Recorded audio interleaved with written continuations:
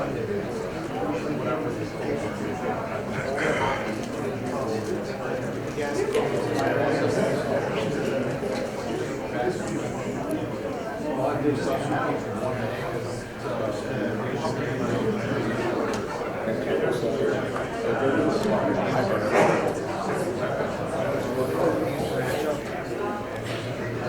afternoon, everybody. We'll go ahead and get started a couple minutes early here, just in the interest of time. This is Captain Heiberger. He's going to be talking about current topics in the use of force. And I just want to remind everybody, if you have downloaded the app on your phone, you can go into each one of the sessions and you can rate them. We do pay attention to that as far as inviting people back next year or not inviting people back next year. So it does mean something, and we really hope you go in there and give us a rating and add your comments to any of the sessions that you attended. Thank you. Thanks, Ron. Good afternoon, everyone. I appreciate you taking the time to be here. I understand that for some of you, I'm the only thing that's standing between you and happy hour, so I'm going to try and keep it moving. One point, he mentioned the app. The PowerPoint is available to you in the app as a PDF. As you'll see, my slides are very dense. I know it violates the PowerPoint law, but I think it's helpful if you need to go back and refer to it later. So don't worry about trying to take notes from the slides or take photos of the slides. It's all available to you in the app. If for some reason you can't get it, you'll have my contact information. I will happily send you a copy. The disclaimer, that's a bunch of legalese. I'll translate it for you. Nothing I say is legal advice.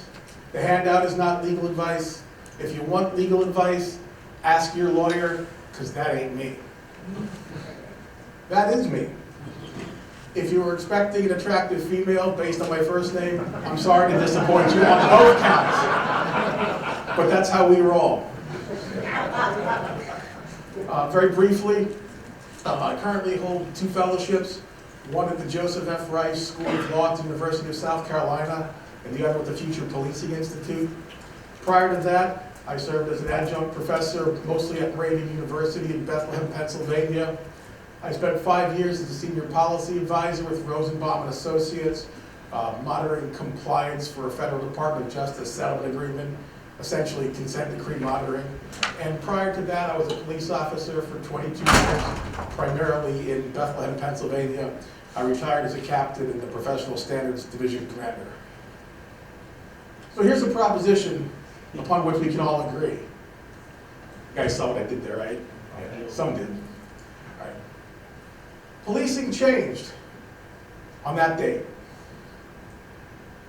It really changed on that date. There has been a significant evolution in the way society pays attention to use of force. Just think about this. The way force is viewed today is much different than the way force was used when I became a cop in 1995 and the way in which it was viewed in 1975, 1955. I'm going to show you a list. Don't get all excited. It's just a list. I'm not rendering an opinion about anything on the list. It's just a list. That is a roughly 20-year period. There are 6 high-profile uses of force listed there. I'm pretty sure that everyone in this room is familiar with those 6. But were those the only 6 significant uses of force in those 2 decades? Of course not. But those are the only ones that got significant attention, because the responses to those uses of force, other than those 6, were isolated and local. Compare that with the first page of this list, and the second page of that list. I guarantee you, if you're sitting in this room, you are familiar with every use of force on that second list. If not by the subject's name, then by the fact pattern or the video clips. Why is that? Because now the responses to use of force are national and coordinated. This has a lot to do with it. The way we consume traditional and social media has changed. Something happens at 12 o'clock, the entire country knows by about 1:30. Because society is paying more attention to use of force, there have also been changes in the way society responds to uses of force. Let's look back at the summer of 2020. There was an incredible amount of community-based responses that summer, about 10,700. The vast majority, 95%, were peaceful. But the 5% that were not, were really not peaceful. We saw it in Minneapolis, Portland, Seattle, Denver, DC, Philadelphia. So it's definitely a different environment when it comes to police use of force. And how should we be managing force in this new environment? Well, the first thing we have to do is go back to the basics. Look at the 5 force evaluation standards. First is the criminal standard, and that's typically a state matter. Now, before you start throwing things at me, I'm fully aware that officers can be brought up on charges in federal court relating to an on-duty use of force. When did we see that? For most of us, the first time was the Rodney King cops. We saw it more recently with the Breonna Taylor cops and the George Floyd cops.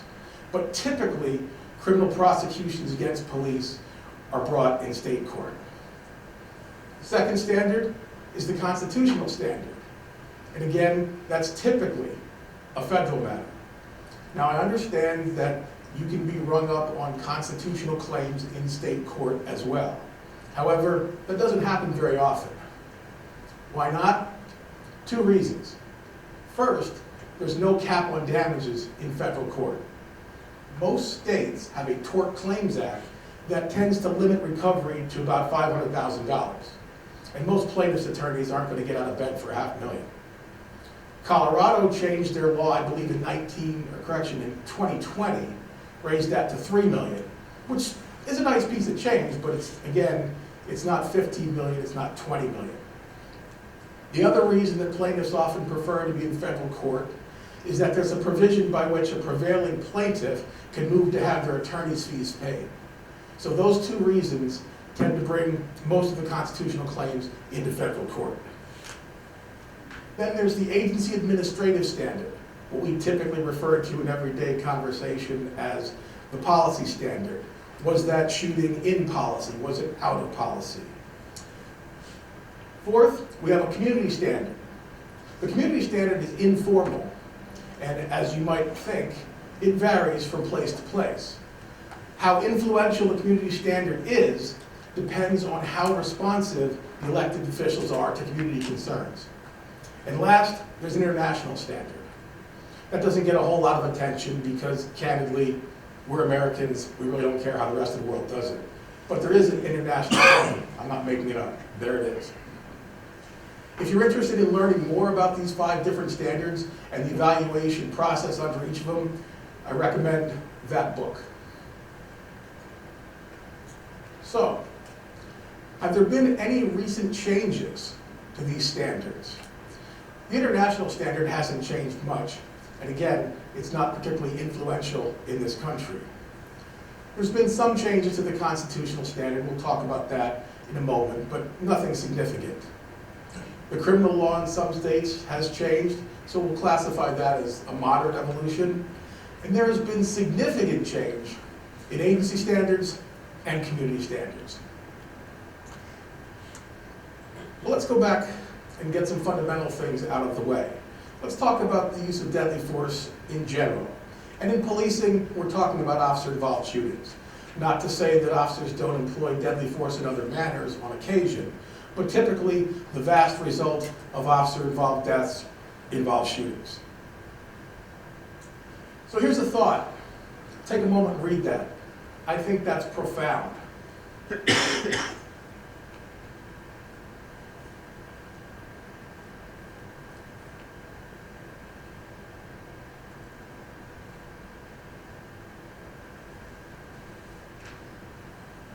Conlon was a New York City cop. He's also a Harvard graduate. That's his book. If you're interested in the narrative about urban policing, in New York City. I highly recommend it. So let's look at fatal shootings in the United States. Look at that number starting in 2015. Does anybody know why that number starts in 2015? Well, I can't be the oldest guy in here, I'm not that old. Prior to 2014, 2015, we collected information about fatal officer-involved shootings the same way that we collect crime statistics, voluntarily reported by the agencies up through the states to the feds. And if any of you recall at that time, that number was typically 400 to 500 per year. When the Washington Post, other media outlets, and activists started counting, it became readily apparent that we were undercutting that number by at least a half. Looking at that from 2015 through 2023, we used to be able to say, legitimately, that there was about 1,000 fatal officer-involved shootings per year. If you look at the last 3 years, I think we're going to have to start to say it's about 1,100, if we're going to be intellectually honest about it. But again, that number is brought to us from the media and activists, not government. Peter Moskos. He has an Ivy League pedigree, bachelor's, master's, PhD. He also spent a year as a Baltimore cop. In 2023, he published some research that related to fatal officer-involved shootings in 18 major cities. He compared the decade of the 1970s with a later period, that being 2015 through 2021. He looked at the number, which is simply the annual total, as well as the rate per 100,000, so we get an apples-to-apples comparison. There are some findings from Moskos for those 5 cities: New York, LA, Chicago, Philly, and DC. Pretty significant decreases, in my opinion. Those were his overall findings. A 65% drop in the number, and a 69% drop in the rate. Again, apples to apples. Now, are those numbers dispositive? Should they be the end of the conversation? Absolutely not. But I'm suggesting that they should be part of the conversation. There's Moskos' book. If you're interested in a narrative about urban policing in Baltimore, I recommend that. Here we're going to take a quick detour, because at this point people usually ask, hey Ash, do we know about non-fatal shootings? And up until this year, all I had was guesses. Criminologists all across the country, they would give me numbers, but they made it clear that they were just a guess. 2024, we started to get some actual empirical data regarding non-fatal shootings. Julie Ward and her team, combined from Johns Hopkins University and Vandy, they looked at 10,308 injurious shootings over a 6-year period, broke down the average. There's about 790 non-fatal officer-involved shootings, about 45% of the total. So that gives us some idea of how many non-fatal shootings we have every year. Then our boy Nixie, he took it one step further. He looked at the total number of deadly force incidents, fatals, injurious, and non-fatals. He found that the non-fatals were about 41%. Again, it's not the whole story, but it's a brick in the wall. Chicago was able to grab the stats for last year. They were at 55% non-fatal. Let's take a moment and look at firearm discharge rates. Keep in mind, this doesn't necessarily mean that anyone was killed, anyone was even struck by a projectile. It just means that an NYPD cop pulled the trigger. Look at the 1970s. Is anybody surprised at that high number? Not really. We all know what was going on in New York City in the 70s. We've all seen Fort Apache. We know it was like the Wild West in the 4-1, the South Bronx, and several other precincts. But what else jumps out at you at that list? What might some of you find surprising about those results? For me, it's the 80s and 90s. What was going on in New York City in the late 80s and the early 90s? Crack. From 1988 until 1993, there was never less than 1,900 homicides in the 5 boroughs. In 1990, there were 2,245 homicides in the city. That's a lot of bodies hitting the floor. But yet, those numbers are coming down. Look where those numbers are for the 2010s. You can see the comparison over time, an 89% decrease in the highs and a 91% decrease in the lows. Again, I'm not suggesting that this is the end of the conversation, but I think it should be part of the conversation. So let's look at the criminal standard. If we think of the ability to take a life when justified as the most significant authority given to police in a free society, the other side of that coin has to be criminal prosecution for misuse of that authority as the ultimate sanction. We look to Phil Stinson and Eric Cook down at Bowling Green. They study police criminality in general. They're a very useful resource regarding officers that are charged criminally for on-duty uses of force. Keeping in mind that 1,000 to 1,100 annual figure, we know that there have been 202 officers arrested for homicide from 2005 through about a week ago. We break that down. Look at the historic trends, that first 10 years. We saw about 5.5 per year, an average of 1 every other month. We get into that post-Ferguson era. We see that number jumped up, about 1 a month. And then we move into the post-Floyd era. To date, it's up to 18.7 per year, about 1.5 every month on average.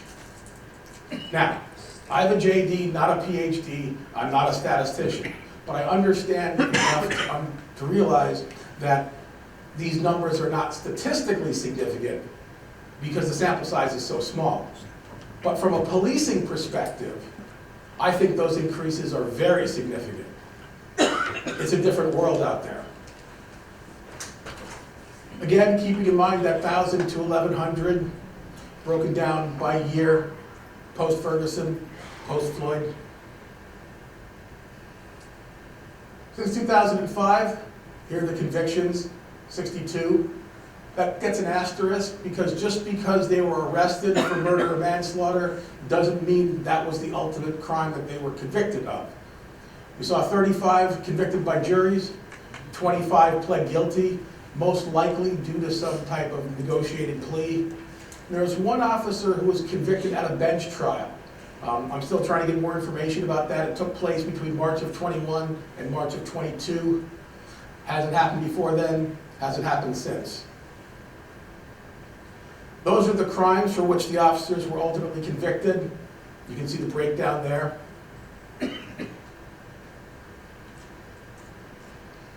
Looking at sentencing, for the officers that were convicted of murder, the range was about a little less than 7 years to life, the average being a little bit over 17 years. For manslaughter or homicide, the range went from 0 to 40 years, which is a pretty significant range, the average being a little over 5 years. For the non-convictions, we had 90.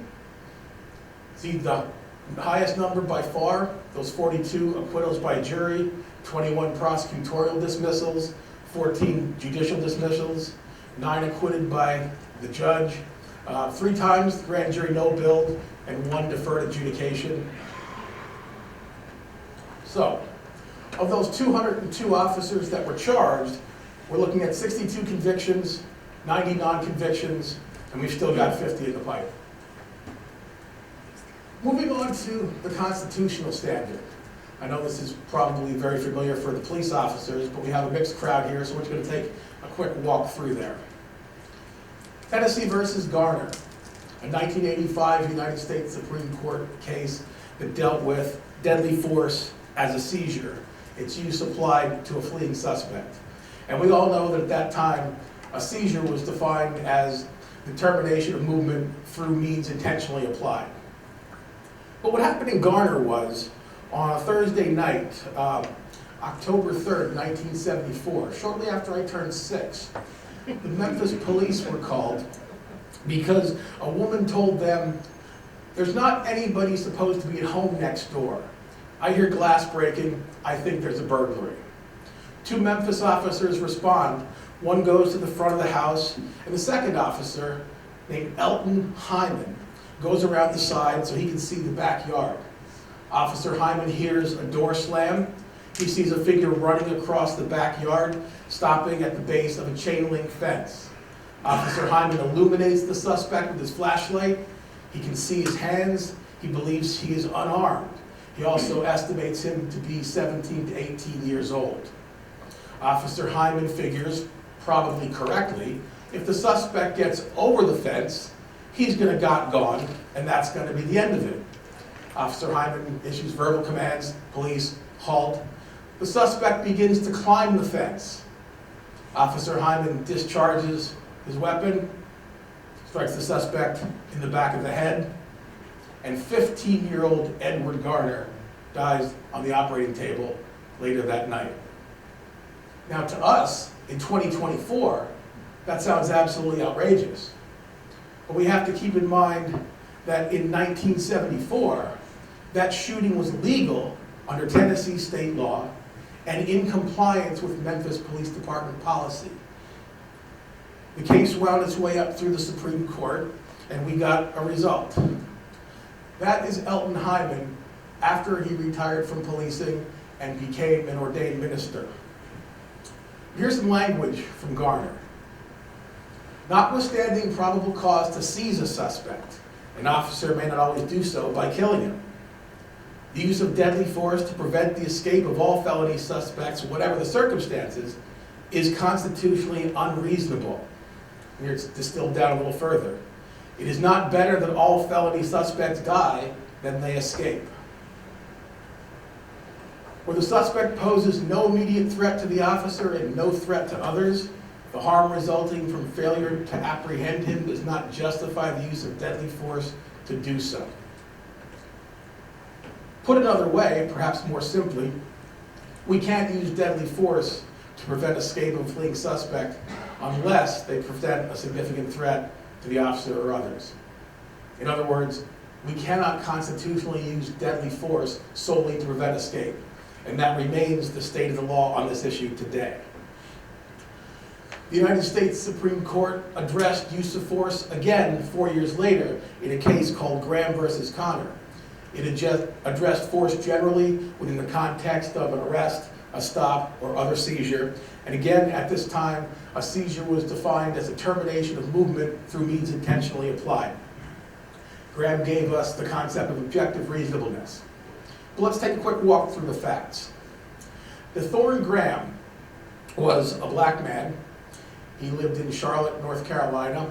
He was a patch foreman for the North Carolina Department of Transportation. He was in charge of a crew of guys that fixed potholes.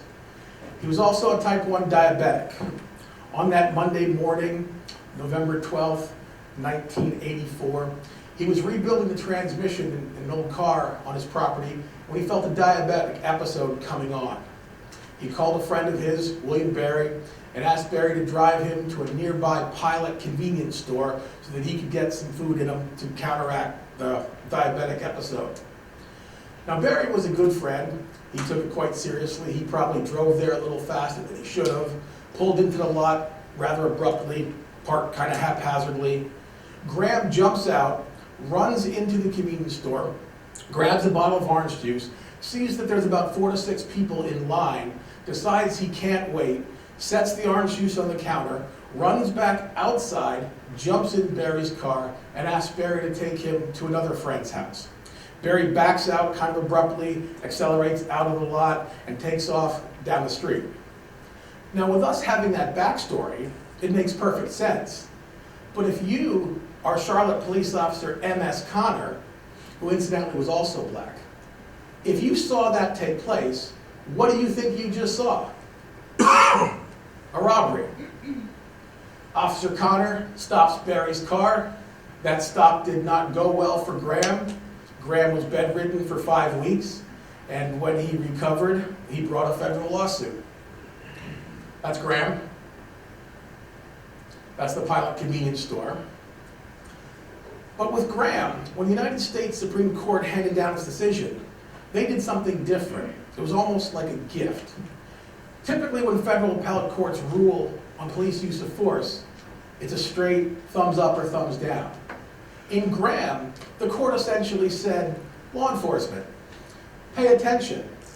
We are going to tell you how we are going to evaluate your use of force moving forward. We're giving you the answers to the test. We are going to look at this non-exhaustive list of factors and make our determination as to whether your force was objectively reasonable.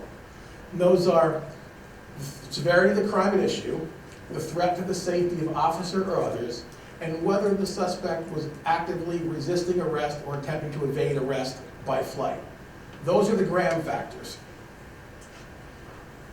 Some lawyers, some legal commentators, some law professors, very smart people, they talk about 3 Graham factors. And I understand why they do that. They take everything after actively and group that into one factor. I prefer to separate it out, as you see, into 5 factors, because that gives us the acronym STARE.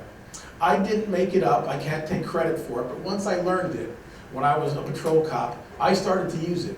Every time I had to report documenting my use of force, I used STARE as a memory device to make sure I had all the required information contained within my report. Later, when I became a supervisor and a commander and I was responsible for reviewing reports written where officers were explaining their uses of force, I used STARE to make sure all the information was there. So you can have that for your own use at no additional charge. Another point from Graham. We look at this from the perspective of a reasonable officer on the scene, not with the benefit of 20/20 hindsight. Sometimes there's confusion about this. What that means is we don't impute to the officer information gained after the incident. In other words, we evaluate the officer's performance on what they knew at the time they knew it. It does not mean that we don't assess or evaluate officer performance. If you're a supervisor, that's your job. There's a standard and we evaluate officer performance against that standard. Closely related to this, we assess from left to right on the timeline. We don't start at the result and work our way backwards. We start at the beginning. We look at when the officer became involved in the incident. Sometimes that's upon arrival, sometimes that's when they were dispatched, because we're learning more from psychologists about dispatch priming and things like that. But ultimately, we start left of bang, as they like to say, and we move to the right. We look at what the officer perceived, whether those perceptions were reasonable, and how the officer responded, whether those responses were reasonable. Again, we move from left to right, not right to left. Another point about Graham relates to that second factor, threat. When you're doing a threat assessment, we have to keep in mind that threat is not risk. Threat is not danger. Threat can be related to risk and to danger, but threat is not risk, threat is not danger. Only threat is threat. Threat requires the simultaneous presence of 3 additional factors. The ability, which is defined as the capacity to cause harm, the opportunity, the circumstances have to permit harm, and the intent, the desire for the person to cause harm. You have to have all 3 at the same time. If you have ability, opportunity, and intent, you then have threat. And again, in summary, Graham tells us that all force must be objectively reasonable, and that remains the state of the federal constitutional law today with respect to use of force. And the last significant case we're going to talk about is much more recent, Torres versus Madrid. We mentioned a couple times earlier that seizure is defined as the termination of movement through means intentionally applied. Torres changed that. So let's take a quick walk through Torres. About 6:30 in the morning, July 15th, 2014, 4 New Mexico state troopers were in a parking lot outside an apartment complex in Albuquerque. They had a warrant for a woman relating to forgery, fraud, those types of offenses. They saw Roxanne Torres and another person standing next to a Toyota FJ. If you know anything about vehicles, you know that FJ stands for fake Jeep. Fake Jeep. Now, they were aware that neither Torres nor the other person were the suspect named in the warrant. However, they decided to go over and have a conversation with them, hopefully get some information. Now, Roxanne Torres, by her own admission, in her own words, was tripping bad on meth. She claimed that she did not recognize them as police officers, despite them wearing tactical vests that said police across the chest. She perceived them to be carjackers. So she tried to drive away in the FJ. The officers felt their lives were threatened. They fired 13 times. They struck her twice, once in the left arm, once in the left side. She was able to escape by steering with her right hand. She made it a short distance until she saw a passerby. She asked the passerby to call the police to report the carjacking. She also noticed a white Kia Soul that was idling nearby. She decided to steal the Kia Soul. Clearly, her taste in vehicles had not improved. She drove the Kia Soul 75 miles from Albuquerque to Grants, New Mexico, where she sought medical treatment for her injuries. Unfortunately for her, the medical facility in Grants, New Mexico was not equipped for that kind of care, and they airlifted her back to Albuquerque, where she was promptly arrested. And there's Torres. There's the parking lot. And what the Supreme Court said in Torres is that the application of physical force to the body of a person with intent to restrain is a seizure. And this is the important part. Even if the force does not succeed in subduing the person. Because even though Roxanne Torres was not subdued, hell, she drove 75 miles. She was still seized. And that expansion of the definition of a seizure expands the universe of Fourth Amendment jurisprudence. Because we all know that the Fourth Amendment protects citizens against unreasonable search and seizure. If there's no seizure, there can be no Fourth Amendment liability. You can certainly have other problems, but there's no Fourth Amendment liability without a seizure. So what this new definition from Torres did was take the definition, or the universe, for which there can be possible Fourth Amendment liability from about here and take it to about here. They broadened the universe of seizures. I'd like to talk next about the duty to intervene. The duty to intervene is a very simple concept, but it's a little more complicated in practice, as we'll see. You know, the duty to intervene just means that if you're a cop, you've got an affirmative duty to intervene on behalf of someone whose rights are being violated in your presence. I threw that in there and I italicized it, not only supervisors, because sometimes there's a misunderstanding that this duty is only incumbent upon supervisors. It's not.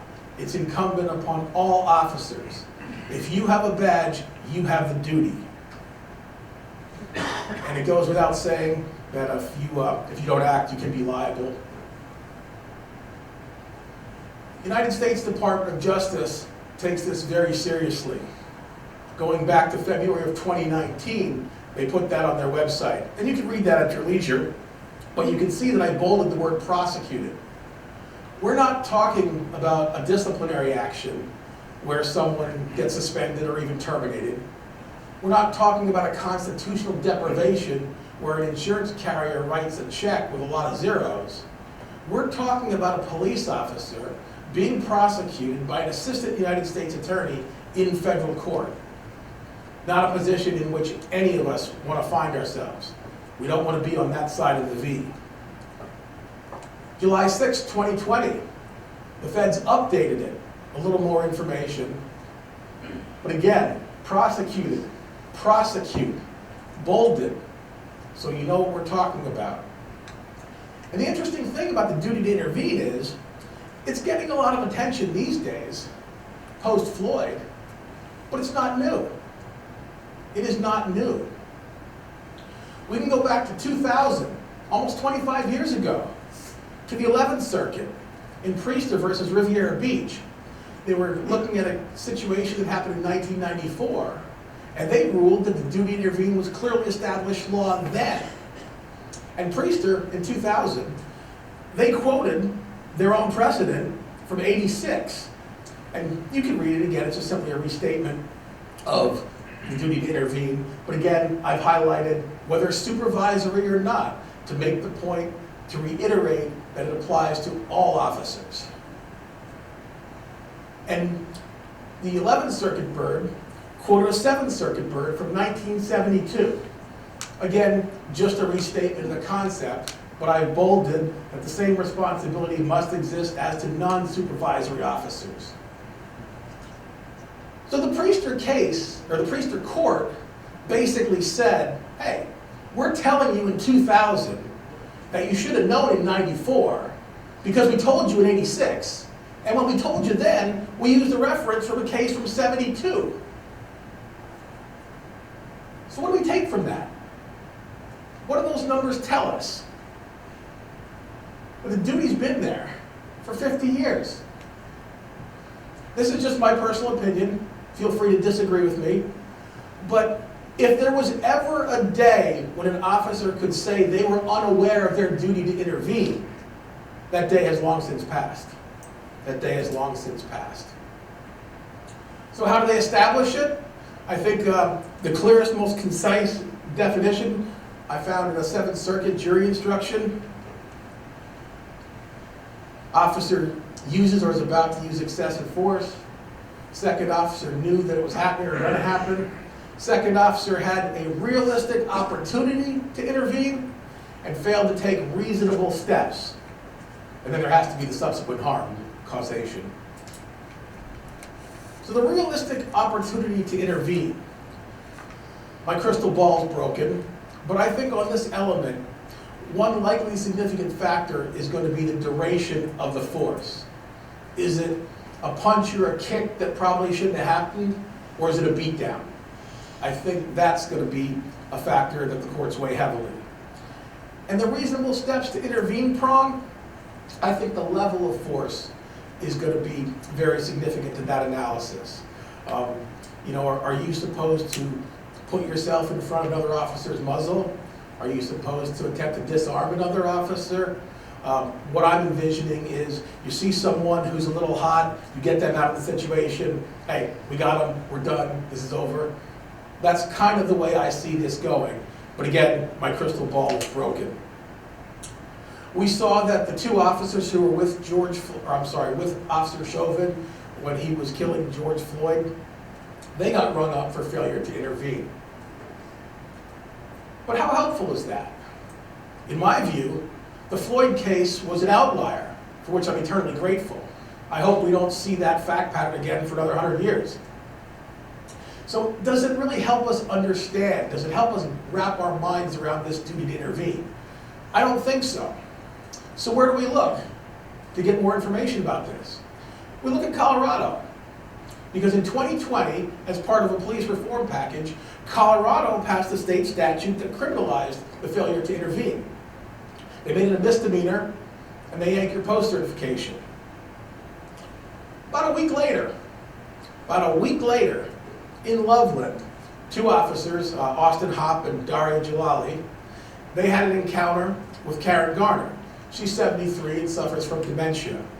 This incident started over about $14 worth of merchandise at a Walmart. And Officer Hopp tuned her up. He broke her arm, dislocated her shoulder, hurt her wrist. So that's Hopp, that's Jalali, that's Garner. So things are quiet for almost a year, and they resign. Probably because they knew this was coming. He gets charged with assault and a couple other things. She gets charged with failure to intervene, failure to report, and official misconduct. He pleads He gets sentenced 5 years. He gets denied work release. Earlier this year, he was denied parole. But more important for our purposes, she pleads to a single count of failure to intervene. She gets locked up for 45 days. She has 3 years of probation, 250 hours of community service. What I find fascinating is she also had to get a mental health evaluation. I'd be very interested in knowing whether it was something in that case that triggered that, or something independent that caused the court to order that. So when I talk about that case, people say, well, Ash, they took deals. It's a fair point. Let's look at how it plays out the other way. Same law, about a year later, we're in Aurora. Officer John Hobart, Officer Francine Martinez. They have an encounter with Kyle Vincent. He's an Army veteran, he's black, he's homeless, he's got a probation warrant. And for whatever reason, Officer Hobart thumps him. Alleged to have pistol whipped him 7 times and choked him for about 40 seconds. That's Hobart, that's Martinez, that's Vincent. So, within 3 days, Hobart's charged with assault and a few other things. Martinez is charged with failure to intervene and failure to report. The following spring, she files a motion to dismiss.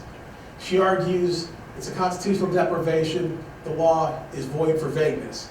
Because, she said, the statute did not define intervention. Post never told us what its expectations were. I never had fair notice of my duty. That argument failed. Nice try, didn't work. So in April, she's convicted. It's a class 1 misdemeanor. Her potential exposure is up to a year and up to a $1,000 fine. She gets 179 days of house arrest. 179 days of house arrest following her conviction. So she's convicted for failure to intervene. Keep that in mind when we get to this next point. Back in April, Hobart's not guilty on all counts relating to the beating.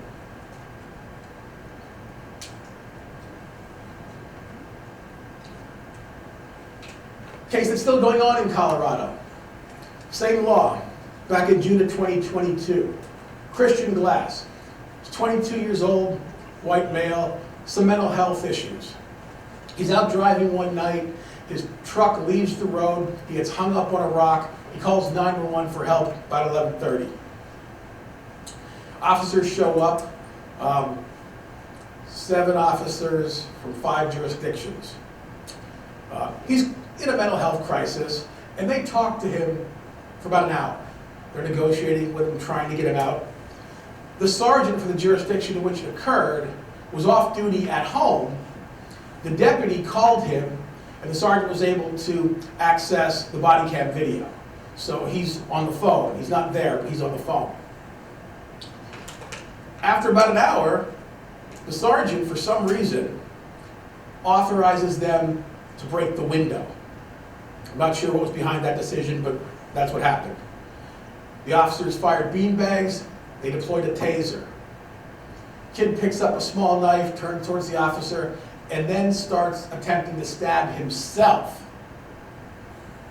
Around 12:30, Deputy Bruin fires, Glass struck 5 times, pronounced dead at the scene. That's Glass.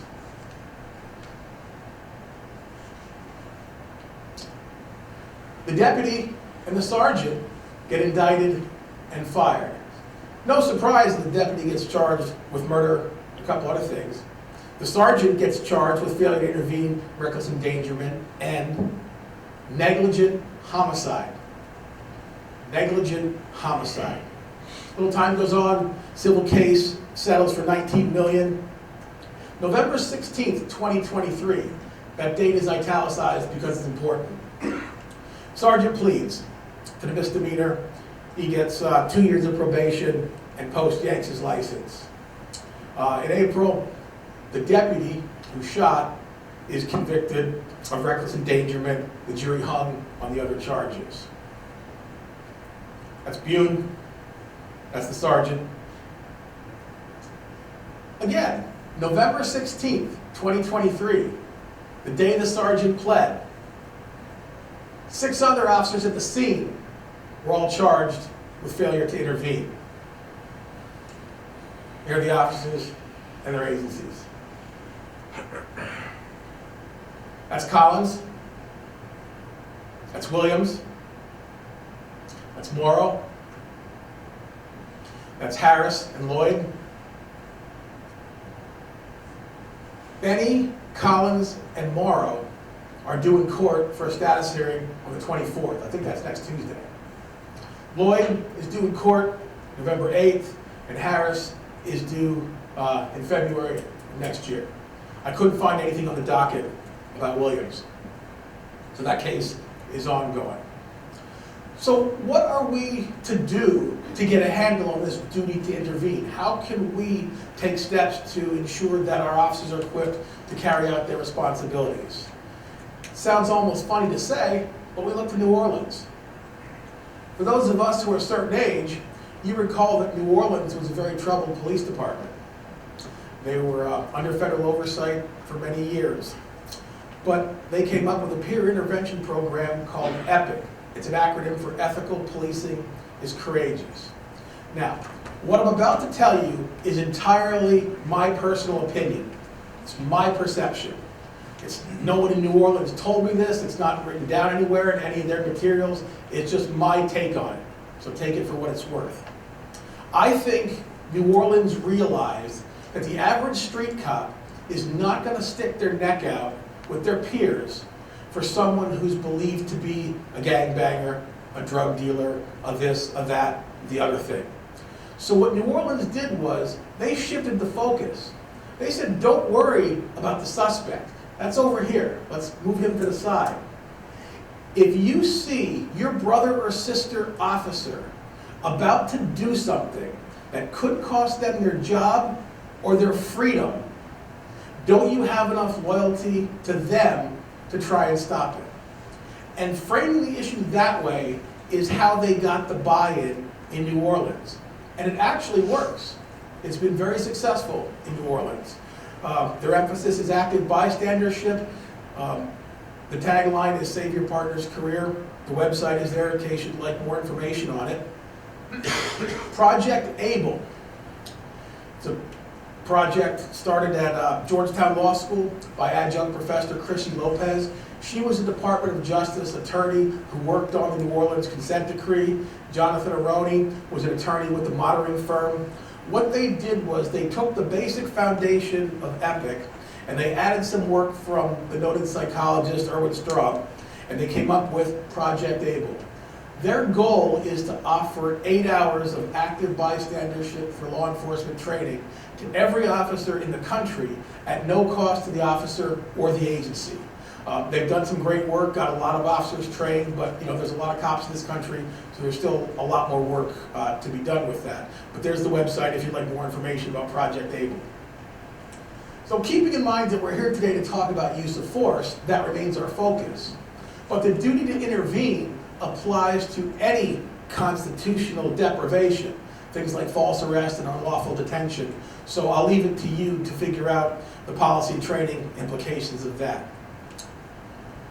Moving on, let's talk about a doctrine that's getting more attention recently called officer-created jeopardy. Officer-created jeopardy is a doctrine that broadens the analytical lens, the evaluative lens of that grab analysis, of the reasonableness. Sometimes we're looking at the moment in time or the final frame of that use of force. When the trigger was pulled, when the taser was deployed, when the baton was swung. Officer-created jeopardy evaluates pre-seizure conduct. What happened before the force was applied?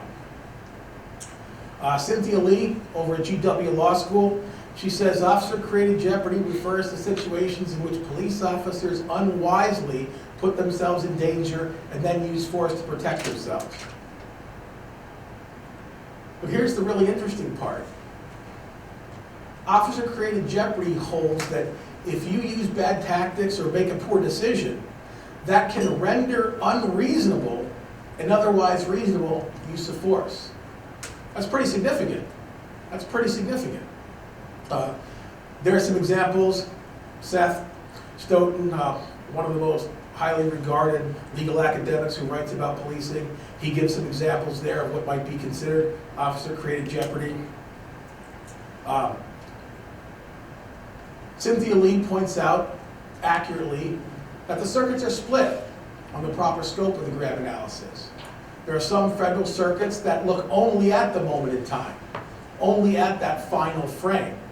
And there are other federal circuits that evaluate pre-seizure conduct. The Supreme Court could have settled the issue in 2017. They did not. So again, the circuits remain split. To the best of my knowledge, Cynthia Lee is the only person with any credibility that is calling for the application of this doctrine in the criminal context. There are some other people out there, but I personally don't believe they have a whole lot of credibility. But Cynthia Lee argues that the officer-created jeopardy doctrine should find its way into the criminal context.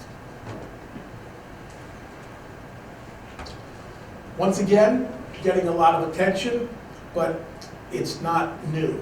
People have been writing about it for 25 years. Officer-created jeopardy is showing up in policies. That's a quote from Seattle. I'll put that up there and people will say to me, but Ash, it's Seattle. Fair point, fair point. Seattle's perspective on government in general and policing is a little bit different than most other places in the country. But there it is in LA. And I've never thought of the LAPD as being particularly warm and fuzzy. And yet they have it in their directives. Is this a result of Hayes versus San Diego County? Because they're all in Ninth Circuit. Honestly, I don't know when they implemented that. And I think to answer your question, a key factor would be when they went down this road. A quick point about the force continuum. We understand that the force continuum is a graphic representation. It's supposed to guide officer actions, their use of force in response to perceived threats.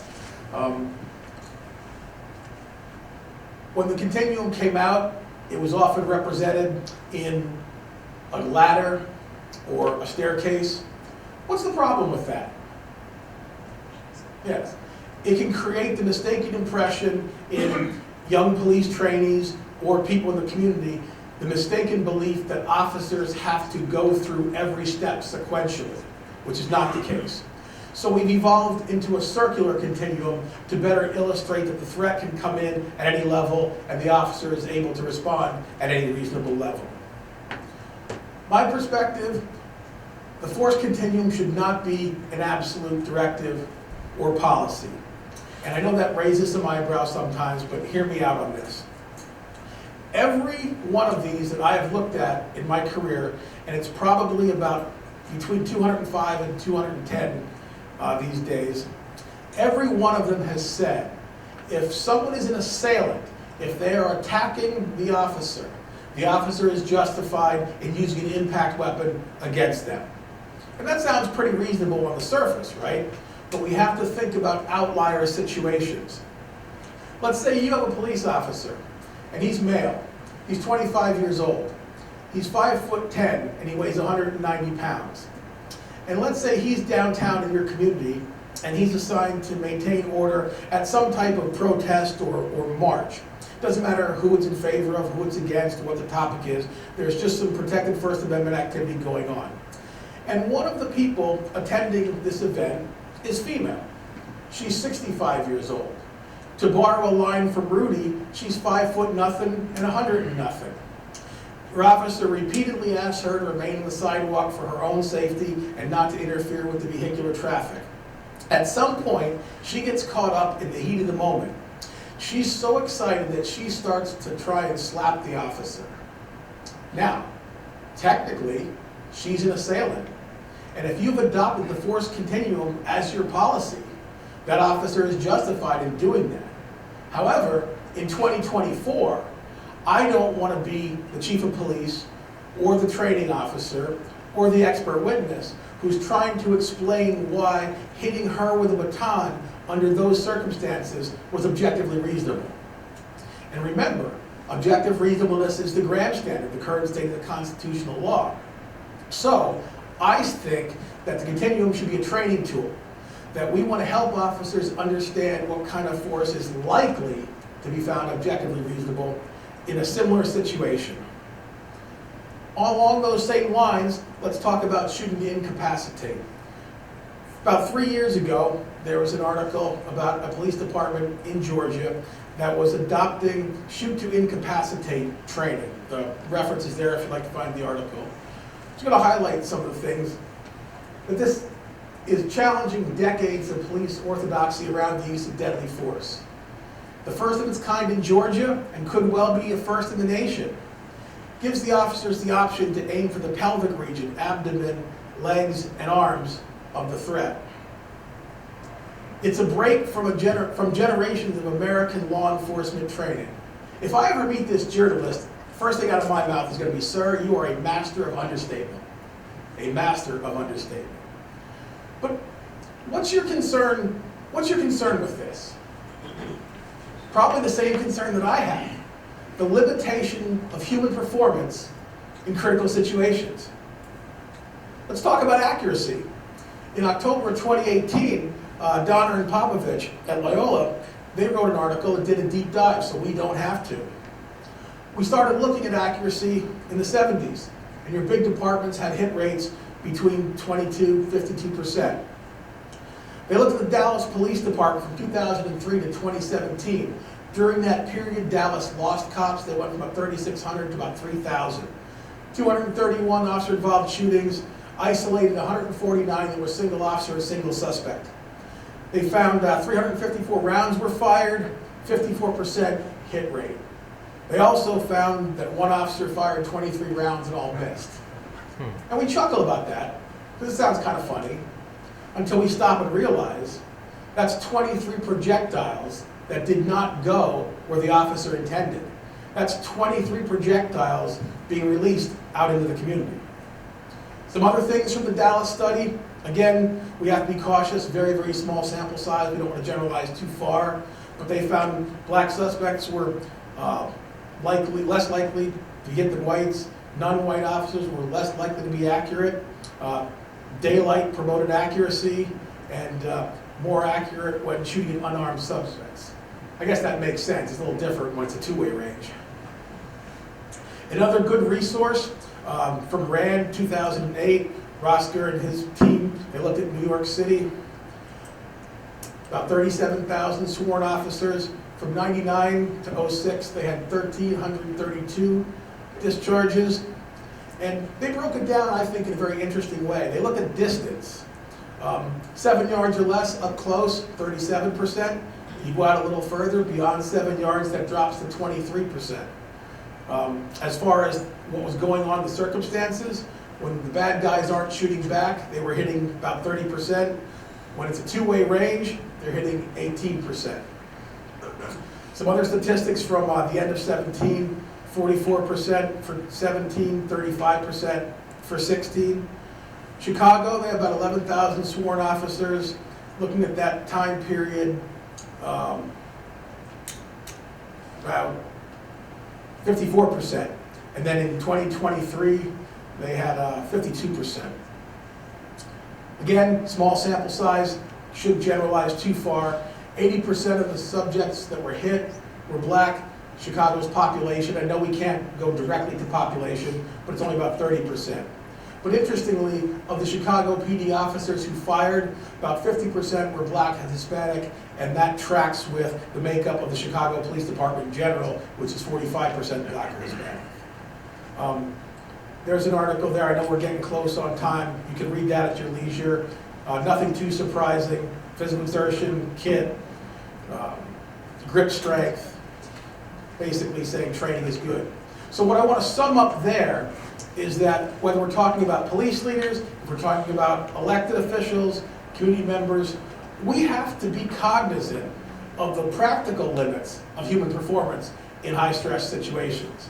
I mean, We need to hold our officers accountable, certainly, but our expectations have to be reasonable regarding human performance. So how are we doing on time? 1 minute, okay. The de-escalation stuff, you can read that on your own. Is there anything else? No. Okay, feel free to get a hold of me. You have my contact information, and I'd like to leave you with this. For those of you who know me, you know that I have both a professional and a personal connection to that photo. I looked at it, maybe not every day, but at least 6 days out of 7. And that serves as a little reminder to me that life is short, and it inspires me to make my life worthy of their sacrifice. And I hope it'll have a similar effect on you folks. Again, please feel free to reach out. Thank you very much for your attention.